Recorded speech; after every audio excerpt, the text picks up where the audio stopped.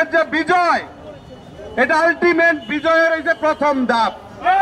বিচারের রায়কে মৃত্যুদণ্ড দেওয়া হয়েছে, কিন্তু আমাদেরকে মাথায় রাখতে হবে খুনি হাসিনা কিন্তু দেশের মধ্যে নাই। এই মুহূর্তে খুনি হাসিনা রয়েছেন দেশের বাইরে। সেই জন্য আমাদেরকে মাথায় রাখতে হবে এই রায়কে যতক্ষণ না পর্যন্ত কার্যকর করা যায় ততক্ষণ পর্যন্ত আওয়ামী প্রেতাত্মারা সারা দেশকে অস্থিতিশীল করার চেষ্টা করবে। সুতরাং এইটা হচ্ছে আমাদের প্রাথমিক বিজয়। খুনি হাসিনাকে ফাঁসির রায় দেওয়া হয়েছে। সংগ্রামী সাথী বন্ধুগণ, আপনারা জানেন জুলাই আগস্ট অভ্যুত্থানের অন্যতম সংগঠন গণ অধিকার পরিষদ, যারা লড়াই করেছে, সংগ্রাম করেছে।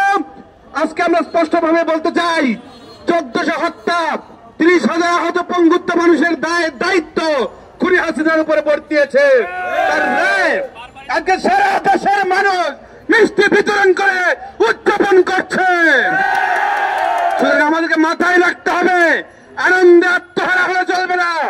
যেখানে আওয়ামী লীগের সন্ত্রাসীদেরকে দেখবেন, যেখানে এই ফাঁসিবাদের দোষরদেরকে দেখবেন, তাদেরকে সেই জায়গায় সাধারণ মানুষের ঐক্যবদ্ধ হয়ে প্রতিহত করতে হবে। আপনারা জানেন আজকে তারা শাটডাউন কর্মসূচি দিয়েছে।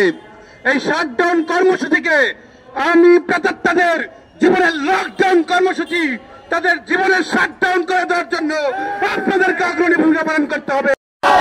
এই মুহূর্তে রায় এলো, খুনি হাসিনার ফাঁসি হলো, ফাঁসি ফাঁসি ফাঁসি হলো, খুনি হাসিনার ফাঁসি হলো।